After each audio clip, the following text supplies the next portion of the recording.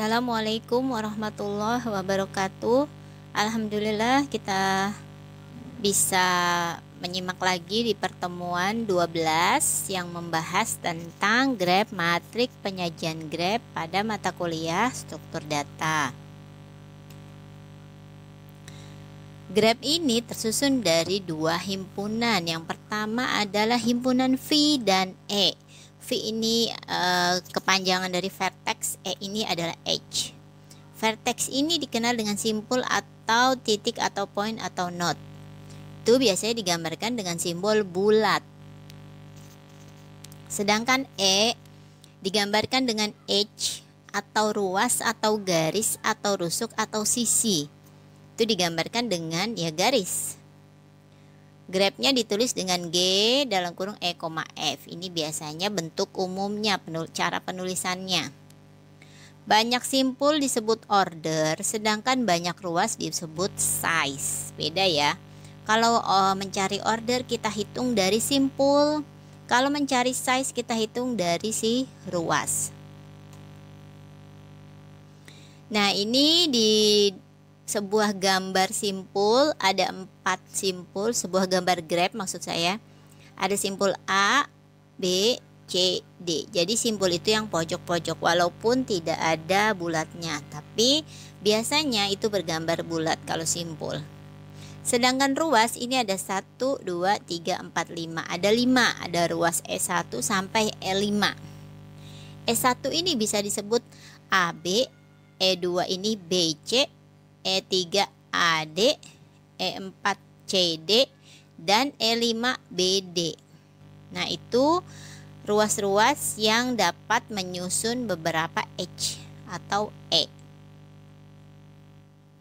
Ini adalah multigraph. Kenapa disebut multigraph? Karena ada self loop atau gelung. Ini dia gelungnya ya. Kalau Jawa itu gelung itu ya yang buat yang rambut di belakang ya. Ini namanya gelung atau self loop. Self loop ini karena dia dari awal garisnya di situ lalu kembali lagi ke situ, makanya dia self loop, looping sendiri, berulang sendiri. Self loop atau gelung ini adalah E2. Lalu E5 dan E6 ini disebut ruas berganda karena memang sama-sama di simpul tersebut bertemunya. Jadi kedua simpul menemukan E5 dan E6 berganda atau sejajar.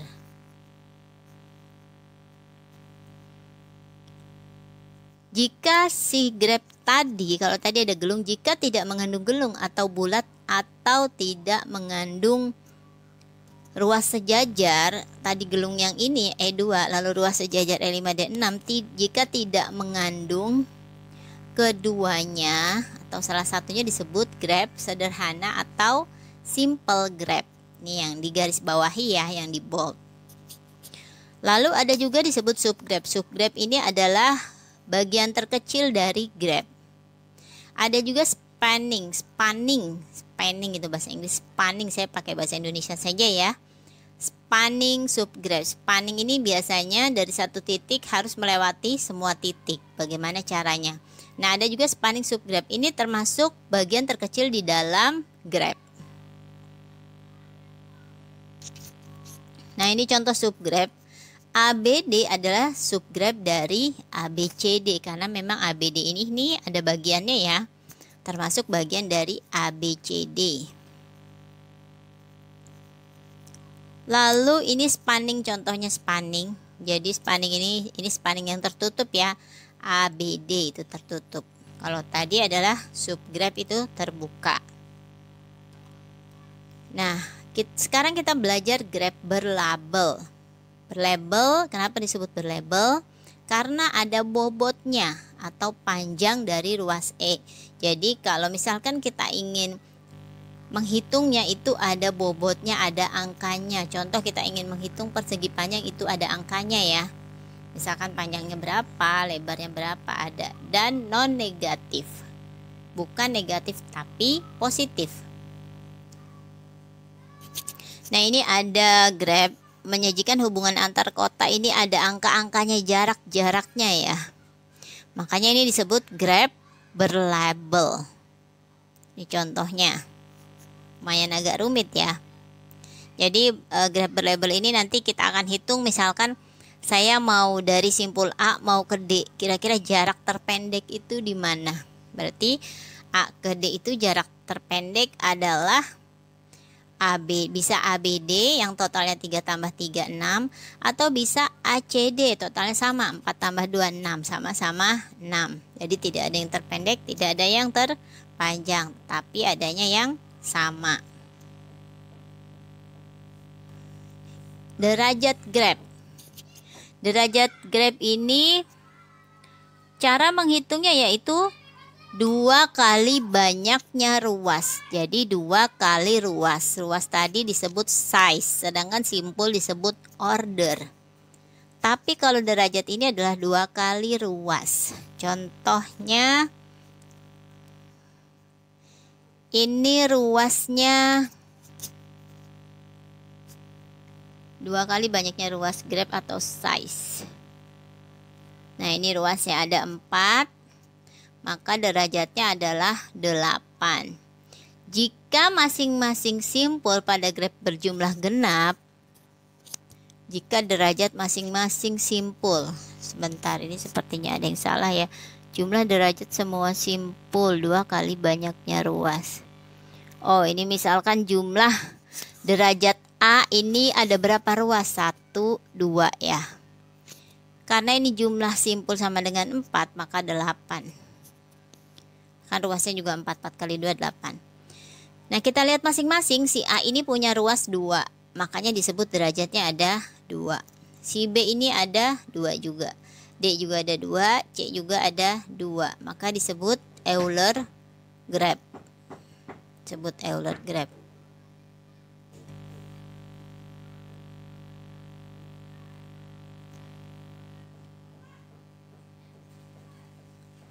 Simpul disebut genap atau ganjil tergantung apakah derajat simpul tersebut genap atau ganjil. Jika self loop, ini derajatnya dihitung 2 kali ya, karena dari simpul tersebut kembali ke simpul tersebut, maka dihitung 2 kali. Ini tadi disebut multi graph ya, bukan graph sederhana, karena ada gelungnya atau self loop.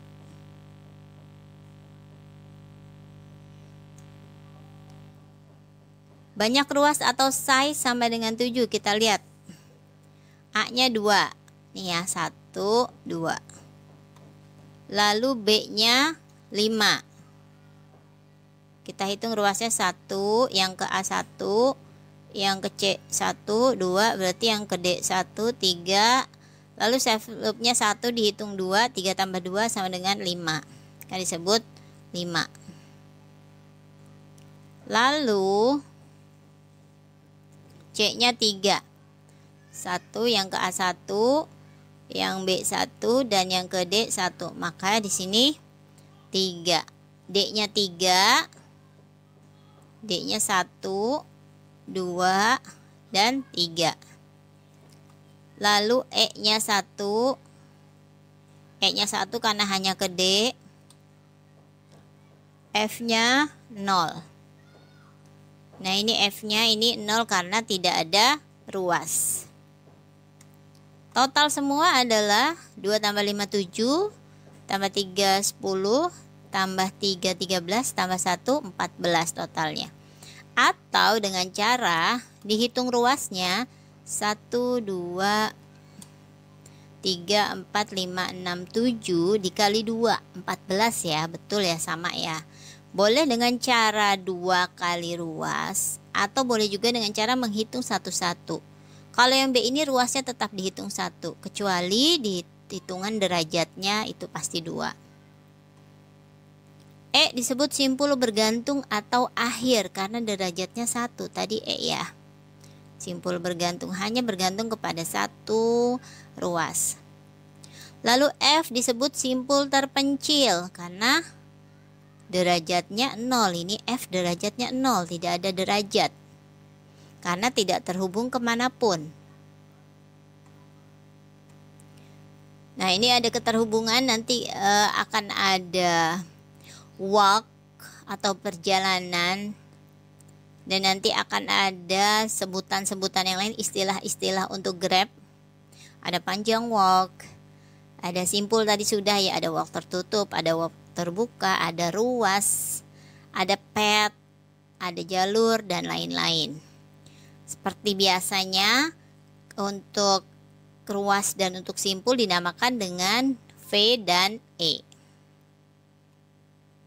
Nah, ini adalah walk tertutup jika sama-sama terhubung semua dan tertutup. Setiap ruas menghubungkan simpul awal dan simpul akhir, makanya disebut walk tertutup. Nah, ini ada istilah juga yang nomor 2 itu, ini istilah pada Grab ya, adalah trail. Trail ini adalah ruasnya berbeda. Ini yang perlu digarisbawahi. Ruas berbeda. Jangan sampai tertukar dengan pet. Kalau yang nomor 3, pet adalah barisan berbeda. Kalau trail tadi ruas berbeda. Kalau pet baris berbeda. Bukan baris berbeda, simpul berbeda. Trail itu ruas, sedangkan pet itu simpul. Jangan sampai tertukar. Jadi suatu pet pastilah sebuah trail, tapi suatu trail belum tentu sebuah pet.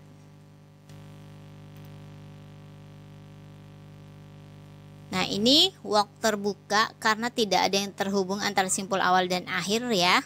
Ruasnya tidak menghubungkan. Lalu juga tidak terhubung antara simpul U dan T, maka disebut walk terbuka. Suatu pet atau trail terbuka dengan derajat setiap simpul sama dengan 2. Nah, ini derajat simpul semua 2 kecuali simpul U dan simpul T derajatnya hanya 1 karena ruasnya hanya 1. Si R ini ruasnya 2, lalu si S ini ruasnya juga 2.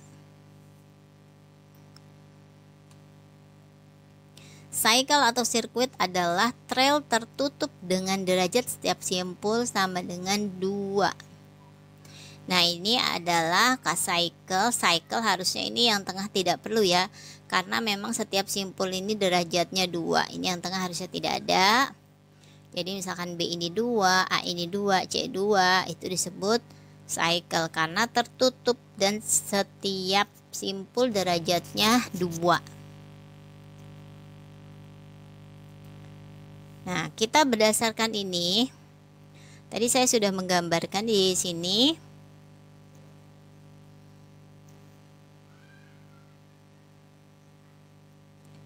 Kita lihat ya, semoga kelihatan. Nah, ini kita lihat untuk A, B, C, D walk bukan trail. Jadi kalau tadi trail itu apa tadi? Ruas ya. Kita lihat lagi, takut kalian lupa nih. Trail itu ruas. Ruasnya berbeda.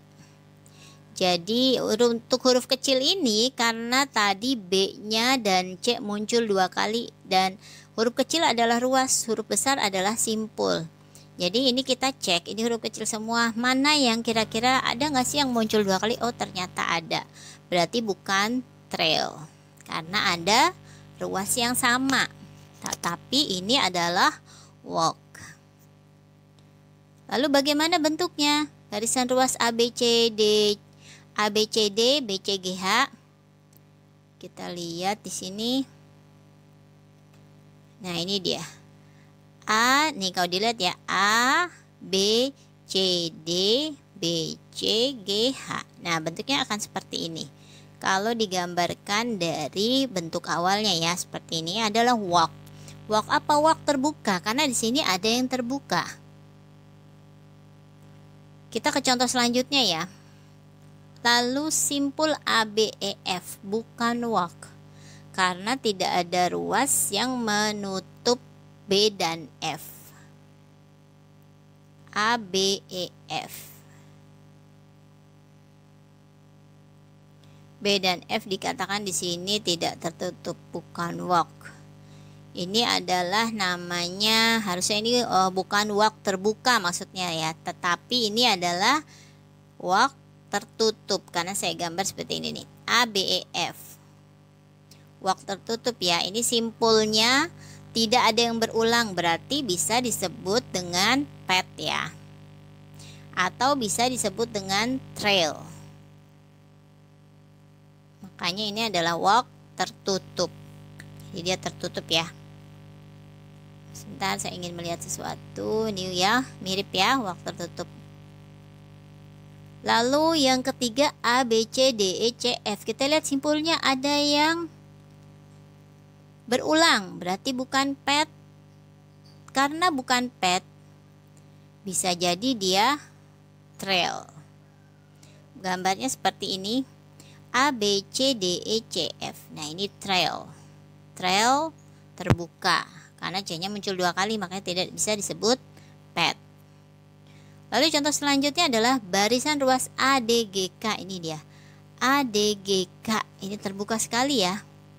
ADGK ini adalah ruas, berarti ruasnya tidak ada yang sama, bisa disebut path, bisa disebut juga dengan trail. ADGK karena tidak ada yang berulang 2 kali. Lalu yang terakhir, nah ini sangat tertutup ya. Nah ini A, B, H, G, E, A. A, B, H, G, E, A seperti ini disebutnya cycle dan bukan walk ya, karena dia ada yang miring. Cycle setiap simpulnya, setiap ini mempunyai derajat 2. Graf yang tidak mengandung cycle disebut acyclic. Contoh dari acyclic adalah pohon atau tree. Jadi pohon atau tree itu kan terbuka, makanya tidak bisa disebut cycle. Dan cycle ini harus tertutup seperti walk tertutup. Ini acyclic terbuka ya. Ini juga terbuka semua dan tidak ada yang menghubungkan. Ini D dan A juga tidak ada jalur. Ini subgraph, tapi yang tidak terkandung ini maksudnya tidak ada hubungannya, maksudnya ini bukan subgraph dan ini juga bukan cyclic.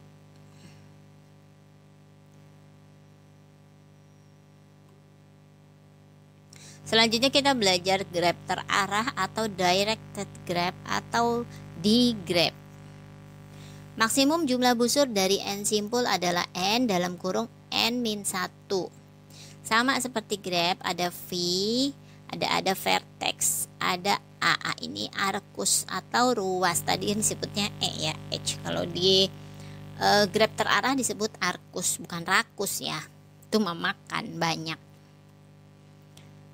Lalu yang pertama, ini kita lihat ini multigraph.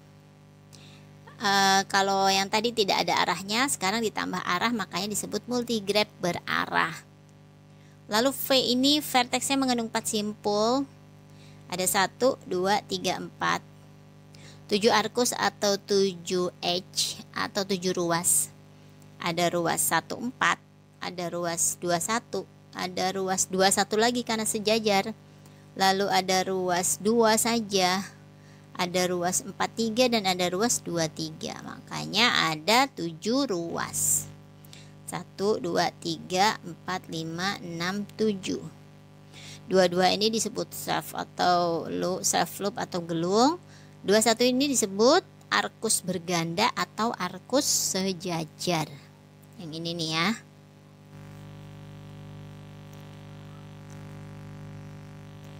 Bila arcus ada bobotnya, ini pernyataannya dinamakan jaringan atau network. Dan ini nanti akan dibuktikan di sebelah kanan. Ini hanya keterangan saja yang tidak perlu terlalu dipahami. Yang ini saja, undirected graph atau graph tak berarah, berarti tidak ada arahnya. Kalau tadi rumusnya kita lihat N dalam kurung N-1 ya. Maksimum jumlah busur. Kalau ini adalah N simpul, N dalam kurung N min 1, berarti ini simpulnya ada 4, 4 dalam kurung 4 dikurang 1, 3 kali 4, 12. Ini maksimum jumlah busurnya ya, 12 maksimumnya dan tidak boleh lebih. Sedangkan ini misalkan ada 4 simpul, berarti jumlah busurnya 12 dibagi 2 sama dengan 6. Berarti yang grab tak terarah ini jumlah busurnya maksimum 6. Ini bisa bolak-balik karena tidak ada arahnya. Misalkan ada simpul 1, 2, 3, 4, 5. Lalu saya akan melakukan perjalanan dari simpul 1 ke arah 5. Menggunakan ini grab berbobot. Ini adalah yang dalam kurung ini adalah jaraknya atau mungkin kecepatannya ya, bobotnya. Nah, dilihat lintasan kritis ini yang paling panjang itu melewati 1, 2, 3, 4, 5. Itu jumlahnya 29. Caranya gimana? 1 ke 2 10, 2 ke 3 6, berarti 10 tambah 6 16. 3 ke 4 adalah 4, 16 tambah 4 20, 4 ke 5 adalah 9, 29, betul ya. Itu adalah bobot yang paling banyak, disebut critical path atau lintasan kritis. Shortest path adalah lintasan terpendek, sama dengan 15 diraih oleh 125. Kita cek lagi. 1 ke 2 10, langsung ke 5 5, 10 tambah 5 15. Nah, itu jumlah terpendek. Kalian pasti kalau naik motor atau naik kendaraan ingin menuju ke suatu tempat, pastinya mencari lintasan terpendek. Tapi bagaimana jika lintasan terpendeknya itu sungai? Silahkan komen di bawah apakah mau meneruskan atau tidak. Kita lanjutkan ke minimum spanning tree. Minimum spanning tree ini pun mempunyai bobot, tapi penjumlahan bobotnya adalah minimum. Nah, minimum spanning tree ini saya ingin menuju atau melewati semua ruas, tapi dengan jalur atau dengan bobot yang minimum. Bagaimana caranya? Bebas dari ruas manapun, bebas. Awalnya, akhirnya atau tengahnya bebas. Ini ada 10, 4, 5, 6, 7, 8, 9. Dan ternyata minimum spanning tree itu hasilnya adalah 22. Bobot yang paling kecil tapi bisa melewati semua ruas. Contoh dari V1 ke V4 dulu 7. Lalu V4 ke V3 4. 11 ya. V3 ke V2 6, 17. 17 V2 ke V5 5, 22. Minimum spanning tree totalnya adalah 22. Matriks penyajian grab. Nah, ini kita pernah belajar matriks ya. Matriks ini ukurannya matriks ruas B ukuran M kali 2. Misalkan baris 47 menyatakan ada ruas yang menghubungkan simpul 4 dan 7. Ada matriks adjasensi, bukan bahasa Jawa ojosensi, berarti jangan jadi orang yang sensitif. Lalu ada namanya incidence. Incidence kayak kecelakaan gitu kali ya. Apa bedanya adjasensi dan incidence? Kalau adjasensi ini menghubungkan vertex dengan vertex atau simpul dengan simpul. Kalau incidence menghubungkan antara vertex dengan edge atau simpul dengan ruas. Nah, untuk matriks adjasensi yang ini 1 bila terhubung, itu nilainya ini ya, 0 bila tidak terhubung.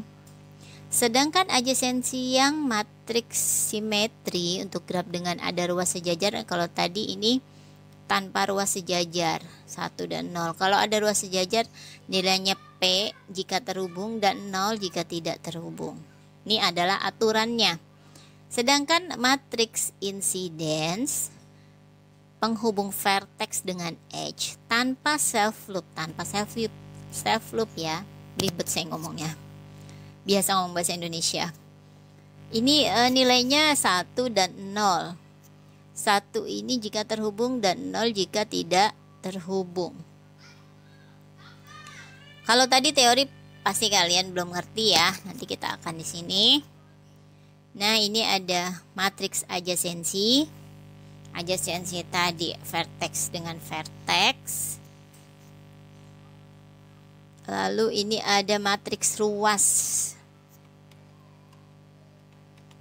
Nah, ini ada matriks ruas 1 2 1 2 lalu 1 3 vertex dengan vertex ya, berarti V dengan V yang ditulis ya. 1 3 lalu ada 1 4, mana tadi 1 4 lalu 1 5 1 5 2 3 2 3 3 4 3 4 dan seterusnya. Boleh digambarkan secara boleh ditulis secara vertikal maupun secara horizontal ataupun secara pasangan. Ini hanya jenis penulisannya saja yang berbeda. Boleh pilih di antara ketiganya, salah satu dari ketiganya. Itu yang disebut dengan matriks adjasensi. Lalu karena vertex dengan vertex ini tinggal ditulis vertex 1 sampai 5, lalu sebelahnya ada sampingnya ada vertex 1 sampai 5. V1 dengan V1 apakah terhubung atau apakah ada gelungnya? Tidak ada, berarti nilainya 0. V1 dengan V2 terhubung, nilainya 1. V1 dengan V3, V1 dengan V3 terhubung, nilainya 1. Lalu V2 dengan V2, V2 dengan V2 tidak terhubung, nilainya 0. V3 dengan berapa ya? Oh, ini V2 dengan V4. V2 dengan V4 jauh dan tidak ada garis penghubungnya, makanya nilainya adalah 0. Lalu V4 dengan V5, V4 dengan V5 terhubung ya, maka nilainya 1 dan seterusnya. Jadi untuk mendapatkan nilai 1 dan 0 itu kalian lihat keterhubungan antara vertex dengan vertex yang sudah ditulis di bagan ini. Ini tadi adjasensi, sekarang incidence. Vertex dengan edge atau simpul dengan ruas. Tinggal ditulis saja karena simpulnya ada 5 ditulis 5, ruasnya ada 8 ditulis 8. Jadi kita lihat V1 dengan E3 apakah terhubung? V1 dengan E3 tidak terhubung ya, maka di sini 0. V1 dengan E1, V1 dengan E1 ada keterhubungan 1. V1 dengan E2 ada. Tadi V1 E3 sudah. Lalu V1 dengan E6, V1 dengan E6 tidak terhubung, jauh sekali 0. V1 dengan E5, V1 dengan E5 terhubung nih 1. Dan begitu seterusnya. Itu dilihat keterhubungan antara vertex dengan edge atau simpul dengan ruas. Grab terarah atau directed grab. Ini tadi sudah ya. Ini sepertinya salah meletakkan slide karena tadi sudah. Lalu ini penelusuran grab, ini yang terakhir materinya. Lumayan banyak materi di pertemuan 12 ini ya. Penelusuran grab, jadi lumayan juga menjelaskannya. Jadi mungkin untuk yang terakhir saya agak pelan-pelan. Yang pertama itu ada dua cara. Yang pertama depth first search, DFS.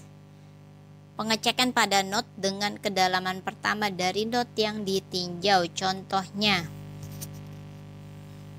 jadi dari atas ke bawah, V1, V2, V4 sampai di bawah, V8 baru ke atas, V5. Tapi dari V5 ini tidak ke atas dulu, tapi ke bawah. Jadi dari subtree sebelah kiri dan kanan itu paling bawah dulu, V6, V3, kemudian V7, kemudian balik lagi ke V8. Karena V8 tadi sudah dilewati, maka tidak dilewati lagi. Nah, ini tadi terbentuknya matriks V1 V2 ini adalah terhubung, berarti 1, lalu V2 V5 tidak terhubung. Nah, urutannya adalah V1 V2 tadi sesuai urutan tadi ya, sesuai urutan di situnya.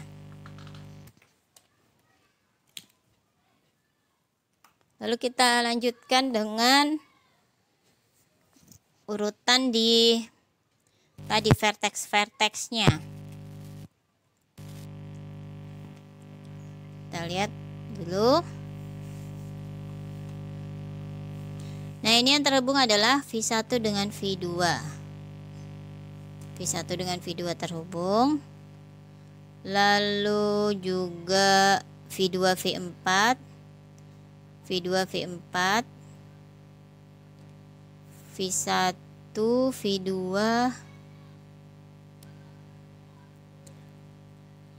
V2 V4. Sebentar, ini sepertinya ada kesalahan juga ya. V2 V4 terhubung. Di sini V1 V2 terhubung, tapi di sini V1 dan V2 tidak terhubung. Nah, ini jangan dijadikan contoh karena ini banyak kesalahan, banyak nolnya, harusnya tadi terhubung ya.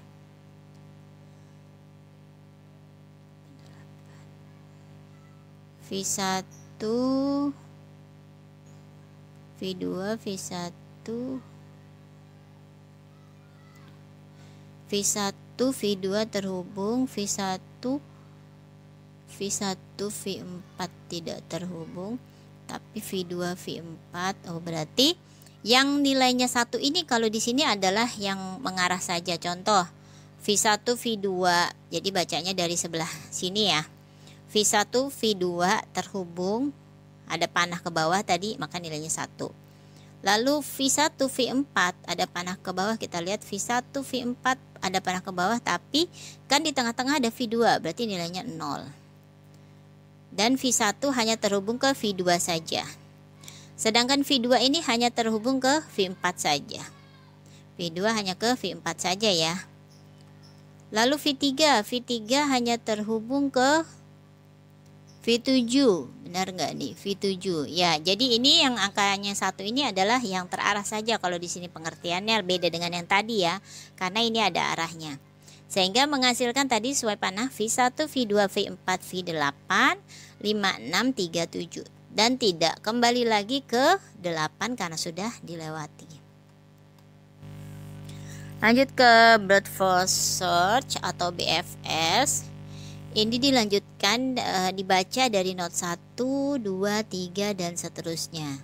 Atau ini pembacaannya seperti level order ya. Kalau kemarin kan kita belajar pre-order, in-order, post-order. Kalau ini mirip seperti level order.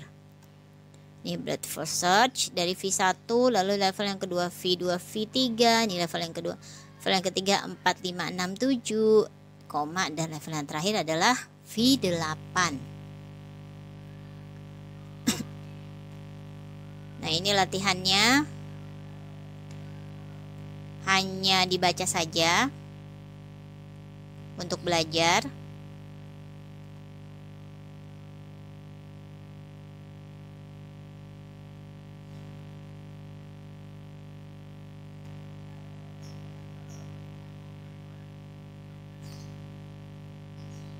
Sudah ya. Yang dikerjakan adalah nomor 3 ini ada A sampai E. Tentukan ini apakah walk atau trail atau path. Ditentukan dan digambar. Kira-kira gambarnya seperti apa? Seperti yang tadi di visio ya. Lalu ditentukan apakah walk, trail atau path atau cycle mungkin. Ini nomor 3. Setiap hurufnya A itu apa, B itu apa, C itu apa, D apa, dan E apa. Lalu yang nomor 5. Nah, ini juga dihitung critical path-nya dan shortest path-nya. dari A ke D. Jadi dihitung jarak terpanjang dan jarak terpendek dengan dijelaskan. Jadi jangan A, B, C, D. Misalkan critical path 33. 33 dapat dari mana? Ini tambah ini tambah ini tambah ini. Nah, dihitung. Jadi 2 nomor saja. Nomor 5 itu dengan penjelasan critical path dengan shortest path atau jalur terpanjang dengan jalur terpendek. Dan nomor 3 A, B, C, D itu masing-masing ditentukan apakah trail, apakah path, apakah walk, atau bisa jadi itu cycle. Mudah-mudahan penjelasan saya dapat bermanfaat, penjelasan saya hari ini. Jika bermanfaat jangan lupa subscribe lalu tekan tanda lonceng, komen, dan share ke teman mahasiswa lain sebanyak-banyaknya. Jika ada kalimat atau kata yang salah atau belum dipahami silahkan japri. Atau juga mohon maaf jika ada kesalahan. Saya akhiri dulu. Wassalamualaikum warahmatullahi wabarakatuh.